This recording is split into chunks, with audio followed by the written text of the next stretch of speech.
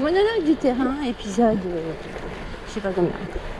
Alors aujourd'hui, on est vendredi de janvier, donc il ne pleut plus, il a plu pendant des sauts, il a plu des sauts pendant une semaine, et là ça y est, étrangement c'est tout sec d'ailleurs, avec tout ce qu'il a plu on se demande, bon bref. J'ai pas froid mais il y a un putain de vent. Ah oui c'est vrai que j'arrête de dire des gros mots. Bref, il y a un vent, waouh. Alors, c'est vrai que, je sais pas vous, comment ça se passe, vous cyclistes, mais le vent dans le dos, en fait, moi j'ai l'impression de jamais l'avoir. Alors, c'est vrai qu'il paraît que quand on l'a dans le dos, on se rend pas compte. Mais par contre, j'ai l'impression que je l'ai toujours de face. Que ce soit dans un sens ou dans l'autre. Ce matin, je l'ai en pleine tête. Je suis sûre que ce soir, j'ai encore l'avoir en pleine tête. Qui change en fonction du parcours du cycliste. Je suis persuadée de ça. Ou alors, on déplace tellement d'air qu'on a toujours un vent de face. Enfin bon, moi avec mes pauvres 20 km/h de moyenne, j'y crois pas trop. Bref, alors aujourd'hui, on est à la veille du couvre-feu de 18h.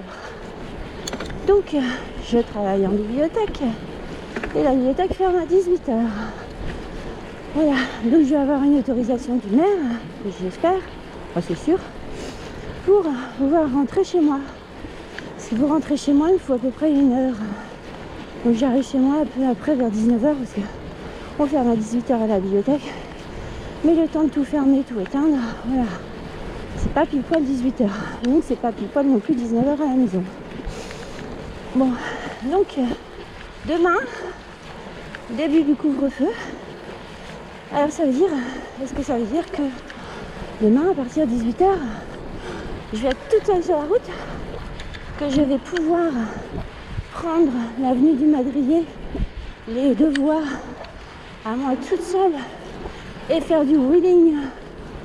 Ouais bon, genre quoi, faire l'andouille, tout ça, sur la deux voies. Ce serait trop beau ça. Parce que franchement, c'est quand même pas évident cette histoire de couvre-feu. Moi ça me pose question par rapport au service public. Alors, on n'est pas un service culturel, enfin, on n'est pas un lieu culturel, je sais pas trop ce qu'on est d'ailleurs. On erre un peu dans un magma, on sait plus qui on est. Bon.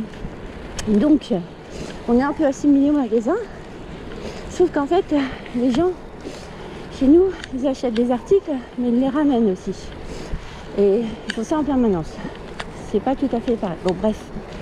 Donc, nous ferme à 18h, ça veut dire que les gens, le public, vous avez le droit de venir à la bibliothèque jusqu'à 18h. Par contre, je vous préviens, on ne vous fera pas un mot d'excuse pour rentrer chez vous après 18h. Parce qu'on n'est pas un service obligatoire non plus. Donc, on incite les gens à venir à la bibliothèque, parce que c'est ça, hein, si on ouvre, c'est pour que les gens y viennent. Et en même temps, il faut que les gens soient chez eux à 18h. On n'arrête pas depuis cette pandémie de faire le grand écart. On va finir complètement schizo parce qu'en fait, on n'est pas des lieux culturels, on n'est pas un magasin, on est un service public qui n'est pas obligatoire. En fait, on est entre deux. Toujours, ça a toujours été comme ça d'ailleurs, toujours entre deux. Et voilà, là les choses à nouveau sont pas claires. Alors, pour les bibliothécaires, je ne vais pas reparler de la loi sur les bibliothèques que j'aurais bien aimé voir avant la fin de ma carrière, même si beaucoup sont contre. Mais je pense que si on avait un cadre législatif comme les musées, ce serait beaucoup plus simple. Bref, alors, revenons au vélo. Vous voyez le phare au loin? Ben, en fait, c'est des travaux qu'il y a à l'entrée de la forêt. Ah oui, il faut que je fasse gaffe aux punaises, moi. Alors oui, parce qu'aujourd'hui c'est jour de chasse et ça fait 2 fois en fait que les jours de chasse, comme par hasard, beaucoup de cyclistes crèvent parce que des punaises ont été mises sur cette route. Donc on est jour de chasse, donc je pense qu'il faut choisir. Alors je sais, il faut pas faire d'amalgame, tout ça, gna gna gna. Mais bon, comme par hasard. Je vais virer ton petit ceci, moi. Bref, alors on voit plus le phare.